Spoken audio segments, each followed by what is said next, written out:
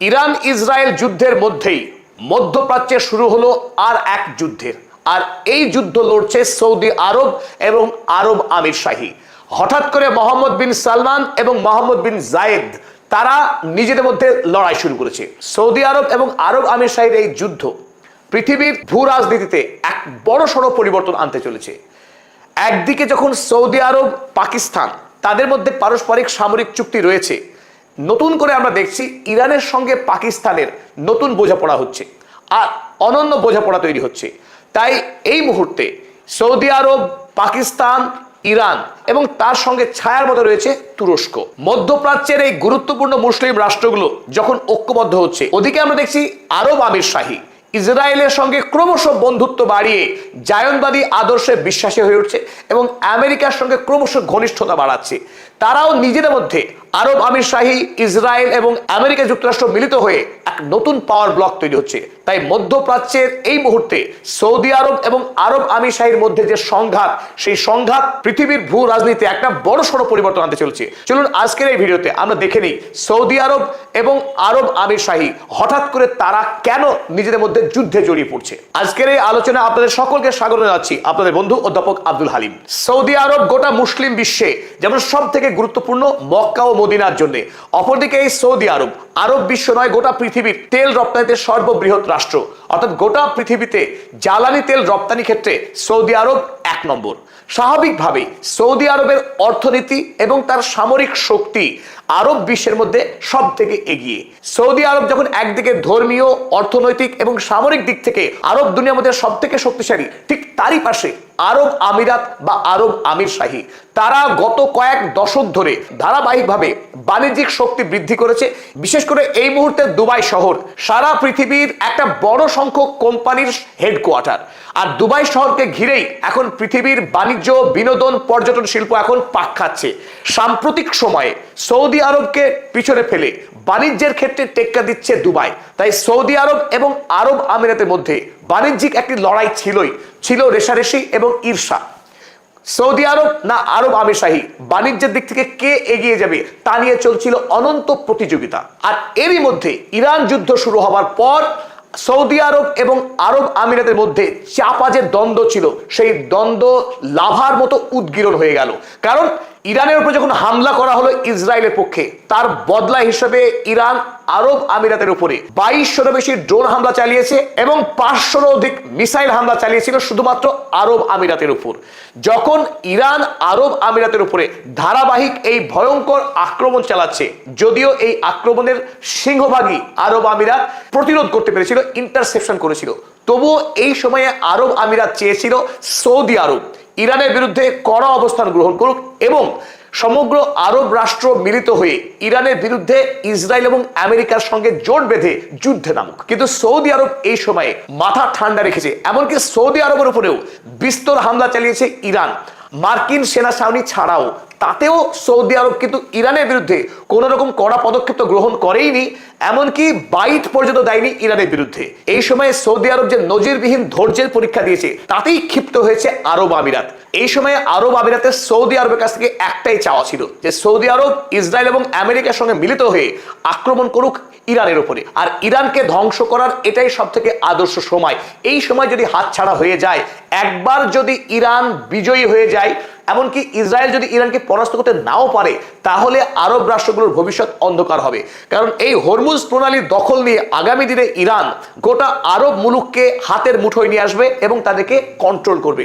তাই ইরানের বিরুদ্ধে সৌদি আরব কোনো কঠোর অবস্থান গ্রহণ না করাতে জায়নবাদী আরব আমিরাত সৌদি আরবের উপরে বেজায় চটে যায়। আর তারই ফলাফল দেখলাম আমরা 30শে এপ্রিল আরব আমিরাত সরাসরি ওপেক এবং ওপেক প্লাস থেকে স্থায়ীভাবে তার সদস্যপদ খারিজ করে দিল। ওপেক অর্থাৎ তেল উৎপাদনকারী যে রাষ্ট্রগুলি রয়েছে পৃথিবীতে, তাদের যে সংস্থা যাকে ওপেক বলে, যে ওপেক খনিজ তেল কতটা উৎপাদন করা হবে, তার বিশ্বে বাজারে দাম কি হবে, সমস্ত বিষয়ে নিয়ন্ত্রণকারী যে সংস্থা, তার নাম ওপেক।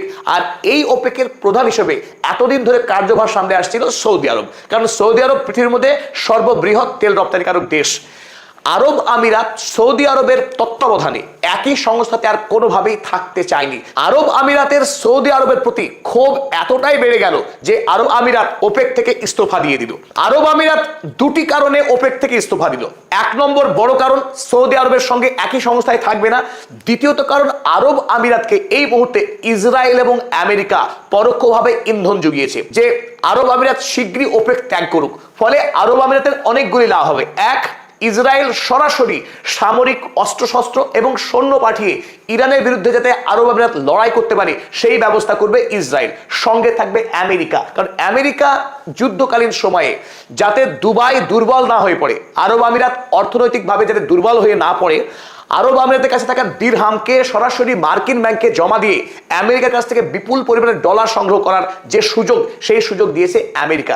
আমেরিকা অভ্যন্তরে তেলের সংকট এবং তেলের দাম বেড়ে যাওয়াতে জেরবার, তাই আরব আমিরাতের কাছ থেকে বিপুল পরিমাণে তেল কিনে নিয়ে বিশ্বের বাজারে তেলের দামকে কিছুটা নিয়ন্ত্রণ করার স্বপ্ন দেখছেন ডোনাল্ড ট্রাম্প। তাই এই মুহূর্তে আরব আমিরাত সরাসরি ইসরায়েলের সঙ্গে সামরিক বাণিজ্যিক সম্পর্ককে গভীর থেকে আরো গভীরতর করলো। আর এই জায়গায় সৌদি আরব যারা প্রথম থেকে লড়াই শুরু করেছিল ইসরায়েলের বিরুদ্ধে, 1948 সালে যখন আমেরিকা এবং ইংল্যান্ড মিলিতভাবে রাষ্ট্রসংঘের মাধ্যমে ইসরায়েল রাষ্ট্রের প্রতিষ্ঠা করেছিল প্যালেস্টাইনের মাটিতে, তখন প্রথম যারা যুদ্ধ ঘোষণা করেছিল তার নেতৃত্ব দিয়েছিল সৌদি আরব। তাই সৌদি আরব বর্তমান সময়ে আমেরিকার সঙ্গে বন্ধুত্ব রেখে চললেও আরব কিন্তু কোনোভাবেই চায় না যে আরবের মাটিতে ইসরায়েল শক্তিশালী হোক এবং একেবারে সৌদি আরবের পার্শ্ববর্তী রাষ্ট্র, প্রতিবেশী রাষ্ট্র আরব আমিরাতে জায়নবাদী শক্তি বৃদ্ধি পাক। তাই এখনো পর্যন্ত সৌদি আরব ইসরায়েলকে রাষ্ট্রের স্বীকৃতি দেয়নি এবং তার সঙ্গে সরাসরি কোনো রকম বাণিজ্যিক সম্পর্ক তৈরি করেনি। এই মুহূর্তে সৌদি আরব পাকিস্তানের সঙ্গে যেহেতু এক বড় সড় সামরিক চুক্তি সম্পাদিত করে রেখেছে, পাকিস্তানের সঙ্গে তার সামরিক লেনদেন প্রচুর পরিমাণে বেড়েছে এবং এই প্রেক্ষিতে আমরা দেখলাম আরব আমিরাতকে পাকিস্তানের বিরুদ্ধে প্রতিশোধ নিতে, পাকিস্তান যেহেতু ইরানের প্রতি বন্ধুত্ব প্রদর্শন করছে এবং সৌদি আরবের সঙ্গে তার ঘনিষ্ঠ সামরিক সম্পর্ক রয়েছে, এই মুহূর্তে আরব আমিরাত পাকিস্তানকে টার্গেট বানালো যে পাকিস্তানকে আগেই আরব আমিরাত $3.45 বিলিয়ন ধার দিয়ে রেখেছিল নানান শর্তে। এখন হঠাৎ করে এপ্রিল মাস শেষ হওয়ার আগেই পাকিস্তানকে চাপ প্রয়োগ করা হলো ওই টাকা পরিশোধ করার জন্য। আর এই পরিস্থিতিতে সৌদি আরব পাকিস্তানের পাশে দাঁড়িয়ে পাকিস্তান যাতে ওই সমস্ত টাকা আরব আমিরাতকে ফেরত দিতে পারে নির্ধারিত সময়ের আগে, তার জন্য $3 বিলিয়ন টাকা দিল পাকিস্তান সরকারের হাতে এবং পাকিস্তান সরকার নির্ধারিত সময়ের আগেই ইউএই এর কাছে সেই টাকা পরিশোধ করলো। একদিকে যখন আরব আমিরাত এবং ইসরায়েল তাদের মধ্যে ঘনিষ্ঠতা বাড়িয়েছে, এদিকে আমরা দেখলাম সৌদি আরবের সঙ্গে পাকিস্তানের একটি নিবিড় সামরিক চুক্তি স্বাক্ষরিত হয়েছে গত বছর, যে চুক্তির প্রধান কথা ছিল নেটোর ক্লজ 5 এর মতো, অর্থাৎ যদি সৌদি আরবকে কোনো দেশ সামরিকভাবে আক্রমণ করে সরাসরি পাকিস্তান সেই যুদ্ধে জড়িয়ে পড়বে, কারণ ধরে নেওয়া হবে পাকিস্তানকেও সামরিক আক্রমণ করেছে সেই শত্রু দেশ। আবার যদি পাকিস্তান কোনো দেশের দ্বারা আক্রান্ত হয় সরাসরি সৌদি আরব সেই লড়াইয়ে যুক্ত হয়ে যাবে। এই সামরিক চুক্তির কারণে সাম্প্রতিক সময়ে সৌদি আরব এবং পাকিস্তান নিবিড়ভাবে তাদের আদান প্রদান বেড়েছে। আর এই দুই রাষ্ট্রের সঙ্গে ছায়ার মতো রয়েছে এরদোয়ান, তুরস্ক। যখন তুরস্ক, সৌদি আরব এবং পাকিস্তান তাদের মধ্যে ধারাবাহিক সামরিক আদান প্রদান চলছে, আর এই আবহে শুরু হয়ে গেল ইরান যুদ্ধ। ইরান যুদ্ধে ইরানকে পরাস্ত করতে না পেরে আমেরিকা যখন বর্তমানে ওমান উপসাগরে ইরানকে ঘিরে নৌ অবরোধ চালাচ্ছে, সেই সময়ে ইরানের পাশে দাঁড়ালো পাকিস্তান, যাতে করে ইরান অর্থনৈতিকভাবে ধ্বংস না হয়। তার জন্য পাকিস্তানের যে বর্ডার, সেই বর্ডার খুলে দেওয়া হলো ইরানের জন্য। খুলে দেওয়া হলো দুটি বন্দর, গাওদার বন্দর এবং করাচি বন্দর, যে বন্দরগুলো ইরান ব্যবহার করবে এবং তার দেশের পণ্য বিদেশে বিক্রি করবে। অনুরূপভাবে বিদেশ থেকে পণ্য আমদানি করবে ইরান পাকিস্তানের মাধ্যমে। তাই আমরা স্পষ্ট দেখতে পাচ্ছি পাকিস্তানের সঙ্গে যখন ইরানের বন্ধুত্ব বাড়ছে, পাকিস্তানের সঙ্গে তখন সৌদি আরবের বন্ধুত্ব বাড়ছে। তাই এই চার দেশ মিলিত হয়ে নতুন করে একটা ব্লক, একটা সমীকরণ তৈরি হচ্ছে, যে সমীকরণের মূল কথাই হবে আগামী দিনে ইসলামিক বিশ্বকে শক্তিশালী করা। কারণ এদিকে জায়নবাদী শক্তি ক্রমশ শক্তিশালী হচ্ছে, আমেরিকা যুক্তরাষ্ট্র, ইসরায়েল এবং তার সঙ্গে হাত মিলিয়েছে এই আরব আমিরাত। তাই আরব আমিরাত আরবের দেশ হওয়া সত্ত্বেও যখন জায়নবাদকে আশ্রয় দিচ্ছে, কারণ এই আরব আমিরাতে ইসরায়েল প্রথমবারের মতো আয়রন ডোম প্রতিষ্ঠা করেছে, এমনকি ইসরায়েল থেকে সেনাবাহিনী পাঠিয়েছে, যে সেনাবাহিনী এই মুহূর্তে আরব আমিরাতে অবস্থান করছে। সুতরাং আমরা এখান থেকে স্পষ্ট বুঝতে পারছি যে আরব আমিরাত ইসরায়েলের একটি অভিন্ন ভৌগোলিক সীমানা, যেখানে জায়নবাদের অনায়াস যাতায়াত। তাই সৌদি আরব কোনোভাবেই নিজেকে সুরক্ষিত রাখতে পারবে না যদি সৌদি আরব এই মুহূর্তে পাকিস্তান, মুসলিম বিশ্বের একমাত্র পারমাণবিক শক্তিধর রাষ্ট্র, অপরদিকে তুরস্ক, যে তুরস্ক একদিকে নেটো সদস্য, অপরদিকে তার অবস্থানগত সুবিধার কারণে রাশিয়ার সঙ্গে বন্ধুত্ব রয়েছে এবং তুরস্কের কাছে রয়েছে সর্বাধুনিক সমরাস্ত্র এবং উন্নত প্রশিক্ষণ প্রাপ্ত সেনাবাহিনী। পাশাপাশি তুরস্ক মুসলিম বিশ্ববিদ্যালয়ের সবচাইতে ধনী, অর্থনৈতিকভাবে শক্তিশালী একটা রাষ্ট্র। তাই এই চার রাষ্ট্র মিলে এই মুহূর্তে একটি নতুন ব্লক তৈরি করার ভাবনা চিন্তা করছে। আর নিশ্চিতভাবেই মাথার উপরে রয়েছে রাশিয়া এবং চীন, কারণ রাশিয়া এবং চীনকে নিয়ন্ত্রণ করার ক্ষমতা যে রাষ্ট্রের সব থেকে বেশি তার নাম ইরান। তাই এই গ্রুপ অর্থাৎ তুরস্ক, সৌদি এবং পাকিস্তান তারা ইরানকে দলগত করার একটাই লক্ষ্য, যাতে করে রাশিয়া এবং চীন তারা তাদের সঙ্গে শক্তিশালীভাবে অবস্থান করে।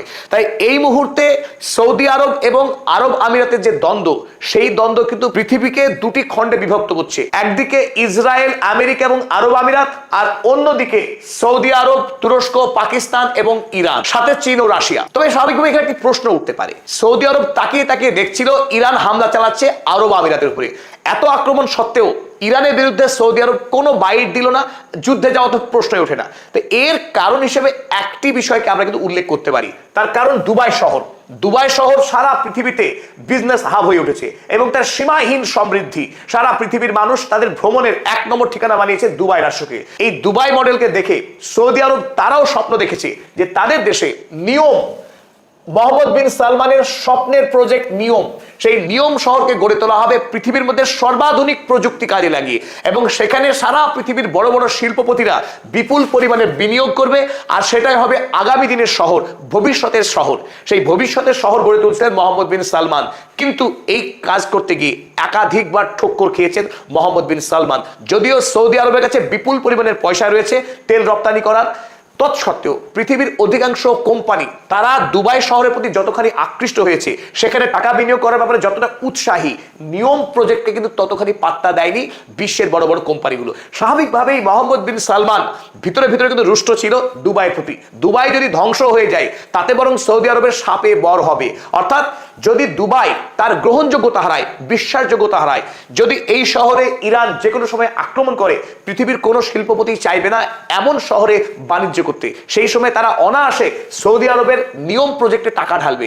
আর সেটাই হয়তো মনে মনে চাওয়া ছিল মোহাম্মদ বিন সালমানের। আর এটা আরব আমিরাতও জানতো যে মোহাম্মদ বিন সালমান, সৌদি আরব তারা অপেক্ষায় আছে দুবাই শহরে কখন ক্ষতি হবে। এই দুই দেশের দ্বন্দ্বের এটিও একটি বড় সড় কারণ। তবে সৌদি আরব এবং আরব আমিরাতের দ্বন্দ্ব আগামী ভূ রাজনীতিকে গভীরভাবে প্রভাবিত করতে চলেছে বলেই আমাদের দৃঢ় বিশ্বাস। দর্শক মণ্ডলীর কাছে আবেদন, আপনাদের সুচিন্তিত মতামত আপনারা কমেন্ট সেকশনে জানাবেন।